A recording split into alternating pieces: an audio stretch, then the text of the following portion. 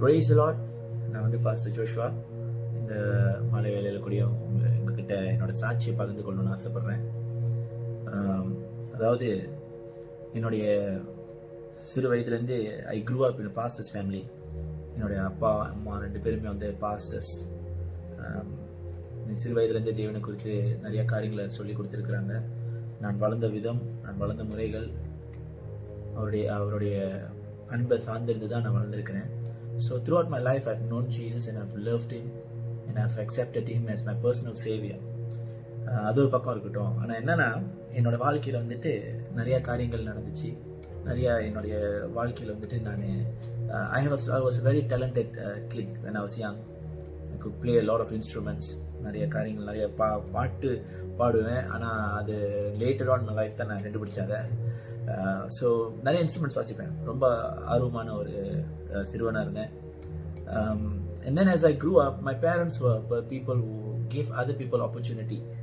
நம்ம சபையில் இருக்கிற மற்றவர்களுக்கு வாய்ப்பு கொடுக்குறவங்களா இருக்கிறதுனால என்னோட டேலண்ட்டை வந்துட்டு அவ்வளோவா அவங்க they know that I'm talented, but அதுக்கு வாய்ப்பு கொடுக்காத படிக்கு மற்றவர்களுக்கு வாய்ப்பு கொடுத்தாங்க. So I was not disappointed by that.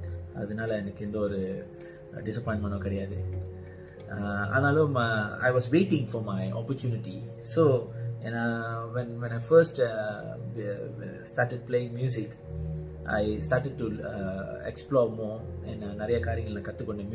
Music மட்டும்தான் என் லைஃப்னு சொல்லி ஓட்டிகிட்டு இருந்தேன். So when I was it's a very long story, so நான் cutting it short. 17 வயசில் வந்து என்னுடைய ஃபர்ஸ்ட் சாங் நான் எழுதியிருந்தேன். ஃபர்ஸ்ட் சாங் அப்போ நான் not first one song but first few songs I wrote. என்னுடைய கனவு எல்லாமே வந்து ஒரு ஆல்பம் போட்டுருணும்.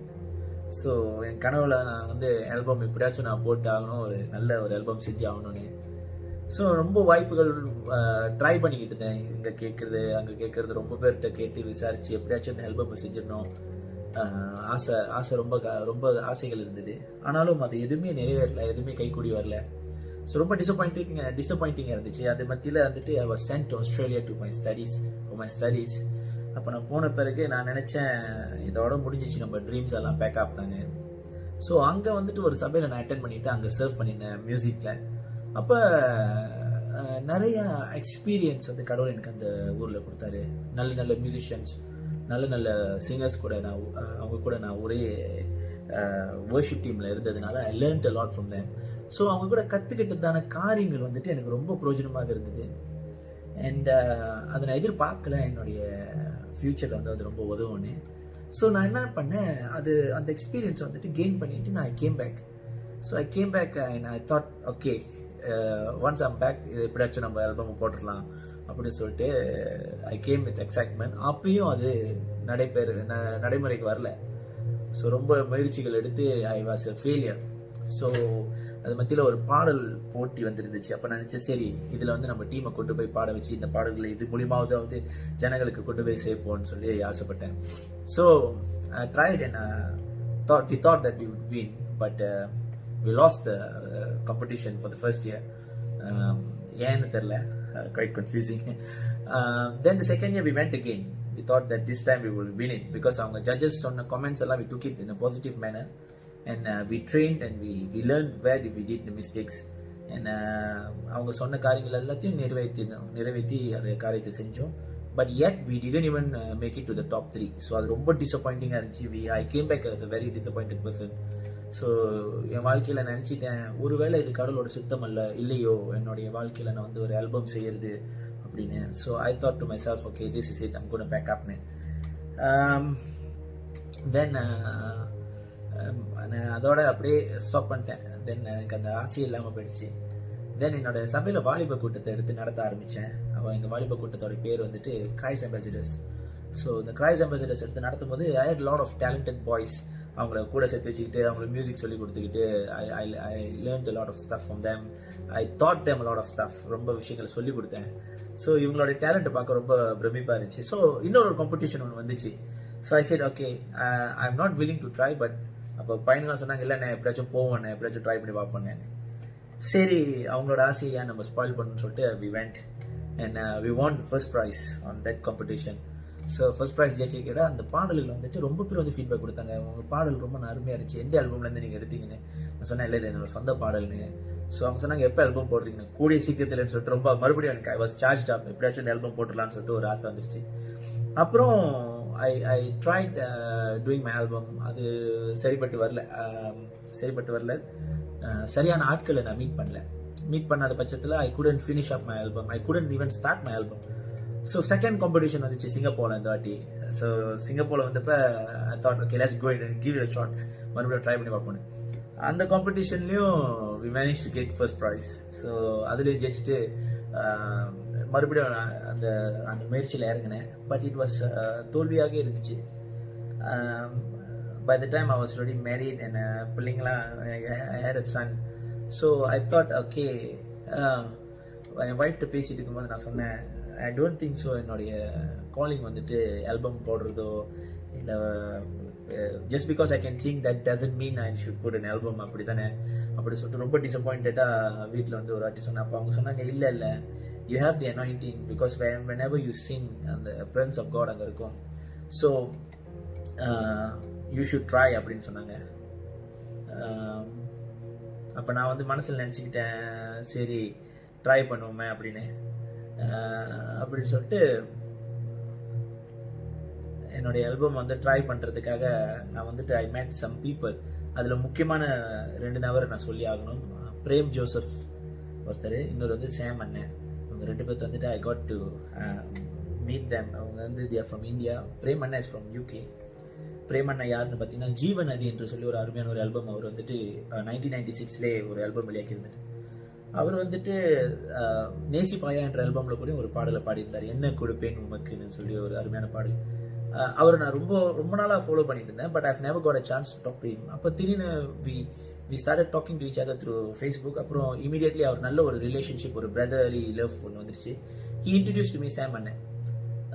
இது மத்தியில் நீங்கள் பார்த்தீங்கன்னா நான் உங்கள்கிட்ட ஆரம்பத்தில் சொன்னேன் 17 வயசில் என்னுடைய மொதல் ஆல்பம் நான் மொதல் பாடலை எழுதினேன், மொதல் set of songs. By the time I was ready to do my recording, I was already reaching my 33 வந்துட்டேன். ஸோ இத்தனை இயர்ஸ் வந்துட்டு ஒன்றுமே நடக்கலை. அப்புறம் சாம் அண்ணன் மூலியமா தான் ஐ ஸ்டார்டட் மை ஆல்பம். ஏன்னா அவர் வந்து ரெக்கார்டிங் ஃபீல்டில் இருக்கிறதுனால through him I started my recording. ஏன்னா நான் ஜெபிச்ச ஆண்டவரே இது நடக்கணும் ஐயா, அதுதான் என்னோட விருப்பம்னு பாடலாம் எழுதிட்டு ஆண்டு பாருங்க எவ்வளோ நல்லவராக இருக்கிறாருன்னு. நம்ம இதயத்தின் ஆசைகளை தேவன் நிறைவேற்றுவார் என்று வேதம் சொல்லுது. நம்ம இதயத்தின் ஆசையை தேவன் நிறைவேற்றுவார் என்று. என்னோட இதயத்தில் வந்து ஒரு ஆசை இருந்துச்சு, என்னன்னா I wanted the top musicians to play for my album. அப்போதான் ஃபர்ஸ்டாக கேபா என்ற ஒரு அருமையான ஒரு கீதாரிஸ்ட் அவர் வந்துட்டு அவருடைய பேர் வந்துட்டு அப்போதான் ரொம்ப பேர் பேச ஆரம்பிச்சிருந்தாங்க. கேபான அருமையான ஒரு கீதாரிஸ்ட் இருக்கிறாரு, நல்லா வாசிப்பார் அப்படின்னு. அப்போ நான் சும்மாச்சுக்கும் நான் சாம் அண்ணன்ட்ட சொன்னேன், சாம் அண்ணன் எனக்கு வந்துட்டு கேபாவை கான்டாக்ட் பண்ணுவேன் என்னோட ஆல்பமில் வாசிக்கிறதுக்கு முடியுமான்னு. அப்போ அவர் சொன்னார், உனக்கு என்ன இப்போ கேபா அங்கே கூட்டிகிட்டு வரட்டா அப்படின்னு கேட்டார். நான் சொன்னேன் அது முடியுமாண்ணே, அவர் இருக்கிற பிஸியில். பிகாஸ் கேபா வந்து நீங்கள் பார்த்தீங்கன்னா ஏஆர் ரஹ்மானுக்காக வாசிக்கிறாரு, ரொம்ப சர்க்குலர் ஃபீல்ட்லையும் வாசிக்கிறாரு, காஸ்பல் ஃபீல்ட்லையும் வாசிக்கிறாரு. Is very busy musician. அப்போ நான் சொன்னேன் இதெல்லாம் சாத்தியமா என்ன அப்படின்னு. அப்போ அவர் சொன்னார், you pray and God will lead you அப்படின்னு சொன்னார். அப்போ நான் அது ஒரு ஜோக்காக எடுத்துக்கிட்டு நான் பாட்டுக்கு பேசாமல் இருந்துட்டேன். பட் கடவுள் பாருங்க என்னுடைய ஆசைகளை நிறைவேற்றுற தேவனாக இருந்தார். ஆண்டவர் வந்துட்டு கேபா வந்து இங்கே நம்ம தேசத்துக்கு வர வச்சு என்னோட ஸ்டூடியோவில் ரெக்கார்டிங்க்கு வந்திருந்தார். என்னோட பாடல் நீங்கள் பார்த்தீங்கன்னா யூடியூப்பில் இருக்கும், இறங்கிடும்னு சொல்லி ஆல்பமில். அதில் பார்த்தீங்கன்னா கேபா இறங்கிடும் மேக்கிங் பார்த்தீங்கன்னா கேபா வந்து என்னோட ஸ்டூடியோவில் வாசிச்சுட்டு இருந்தார். நான் அவர் வாசிக்கும் பொழுது நான் ஒரே ஒரு விஷயம் தான் என் மைண்டில் தோணுச்சு, என்னோட மனசில் தோணுச்சு. என்னன்னா நான் ஆண்டரோட சுத்தமானு சொல்லி என்னோட ஒய்ஃப்ட்ட கேட்டேன்ல. அப்போ ஆண்டர் அதுக்கு பதில் கொடுத்தாரு, என்னோட சுத்தம் மட்டும் இல்லை இது என்னுடைய ஆசையும் கூட அப்படின்னு சொல்லினாரு. ஆண்டர் எனக்கு மனசில் உணர்த்தினாரு இதை நான் ஆல்பம் நான் போடணும்னு. ஸோ எனக்கு அது ரொம்ப ஆர்வமானுச்சு அந்த வேலையில். நான் என்னோட இதயத்தின் ஆசைகளை தேவன் நிறைவேற்றினாரு. அண்ட் தென் அருமையான ஃப்ளூட்டிஸ் ஜோத்தம் அவரும் வந்து என்னுடைய ஸ்டுடியோக்கு வந்திருந்தாரு. And he played for my album. And I got Jared Sandy, very சூப்பரான ட்ரம்மர். அவர் ரொம்ப it's a very good drummer. அவர் என்னுடைய பாடலில் வாசிச்சிருக்கிறாரு. I got all the top musicians. Clement Sastriyar அவர் வந்து வயலின் வாசிச்சார் என்னுடைய ஆல்பமில். அப்புறம் நீங்கள் டாப் மியூசிஷியன்ஸ் சென்னையில் யார் யார் இருந்தாவோ I got the privilege to get them to play for my album. அந்த பாடலை வந்து மியூசிக் வந்து நான் கம்போஸ் பண்ணியிருந்தேன். ஸோ கம்போஸ் பண்ணி அந்த ஆல்பம் நான் வந்து வெளியீடு செய்தேன். ஆண்டு ரொம்ப நல்லவராக இருந்தார் என் வாழ்க்கையில். இந்த வேலையில் கூட அநேக வாலிபர்கள் வந்து இந்த சாட்சி கேட்டுக்கொண்டு இருக்கீங்கன்னு விசுவாசிக்கிறேன். என்னோட வாழ்க்கையில் நிறைய சாட்சிகள் இருக்குல்ல, அதில் ஒரு பாகத்தை மட்டும் தான் உங்கள்கிட்ட சொல்கிறேன். இப்போ ஆண்டு வந்து உங்கள் வாழ்க்கையில் ஒரு காரியத்தை செய்யறதுக்கு முன்பதாக you will have to wait. Sometimes நீங்கள் வந்துட்டு காரியங்களை நீங்கள் வந்து ரொம்ப தடபுடலாக நம்ம ஆரம்பிச்சிடும். We will think that every things gonna happen and every things gonna happen fast. So ஆண்டு வந்து சில வேளையில் சில பேரை வந்துட்டு பொறுமையாக நிற்க வச்சிருவார். You make you wait, you make you patiently நீ வெயிட் பண்ணி ஆகணும்னு சொல்லிடுவார் உன்ட்ட. ஸோ எதுவுமே நடக்காது. நீ என்ன ட்ரை பண்ணிப்பாரு, நீ குட்டிக்காரனும் அடித்தாலும் எது பண்ணாலும் தேவனுடைய வேலையில தான் அது நடக்கும், அவருடைய நேரத்தில் தான் அது நடக்கும். ஸோ அவர் உங்களுக்கு சித்தம் எப்போ உங்களுக்கு அது நடக்க போகுதுன்னு சொல்கிறாரோ அப்போ தான் அது நடக்கும். அவர் கட்டளை இடும் போது தான் அது நடக்கும். அவர் சொல்ல ஆகும், அவர் கட்டளை இட நிற்கும். அப்போ wait in the presence of God. Even though you are talented, even though you have the calling, even though you know that you ஆண்டவர் உன்னை அழைத்திருக்கிறாரு பாடல் எழுதுறதுக்கோ இல்லை album போடுறதுக்கோ, even though you have the calling, wait on the Lord. அவருடைய நேரத்தில் நடைபெறும்போது எல்லாமே பூர்ணமாக முடியும். everything will be perfect. So நான் என்னுடைய ஆசைக்கு நான் எதெல்லாம் ஆசைப்பட்டு நான் ஆல்பமில் இருக்கணும்னு அது எல்லாமே ஆண்டு என் வாழ்க்கையில் என்னுடைய ஆல்பமில் வந்து அதை நிறைவேற்றினார்.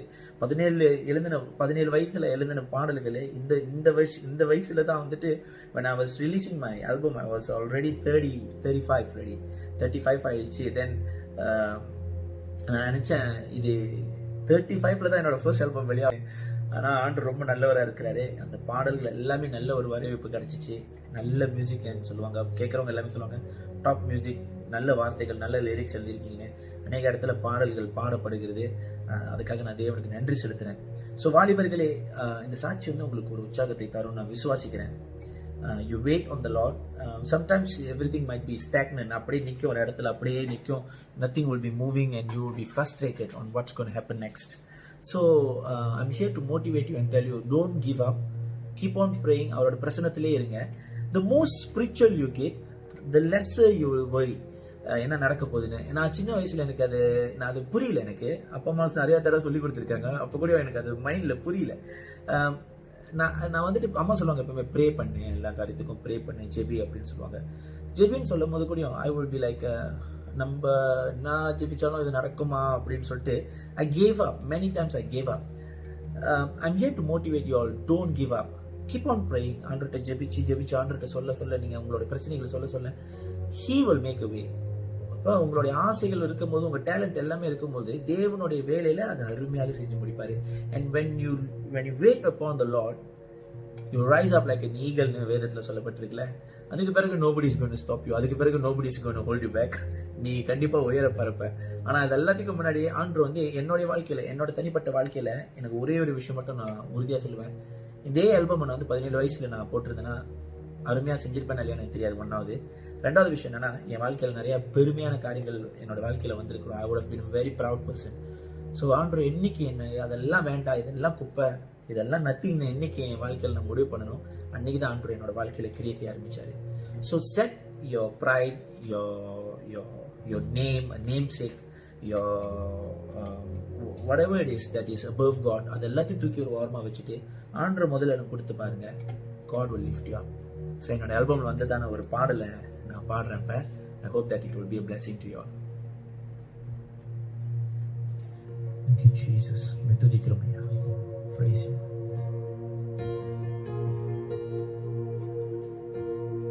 இதுவரை உம்மை உதறி தள்ளினேன், உந்தன் பாசம் மறந்து நான் வாழ்ந்தேன், உம்மை மறந்து நான் வாழ்ந்தேன் ஐயா. இருள் சொன்னதே என் வாழ்வினிலே, என்னை வெறுத்து உந்தன் பாதம் வந்தேனே, என்னை ஏற்றுக்கொள்வீரோ? உந்தன் ரத்தத்தால் இந்த பாவம் கழுவி என்னை மாற்றிக் கொள்வீரோ? ஓ, என்னை வெறுத்து உந்தன் பாதம் வந்தேனே, என்னை ஏற்றுக்கொள்வீரோ? உந்தன் ரத்தத்தால் இந்த பாவம் கழுவி என்னை மாற்றிக் கொள்வீரோ? உயிர் வாழ்கின்றேன், உயிர் வாழ்கின்றேன், உயிர் வாழ்கின்றேன். இயேசுவே, கரத்தால் என்னை தாங்கி நடத்தி, உன் கரத்தால் என்னை தாங்கி நடத்தி, சிலுவையின் அன்பை எனக்கு காட்டினதால் உயிர் வாழ்கின்றேன். இயேசுவே, ஓ இயேசுவே,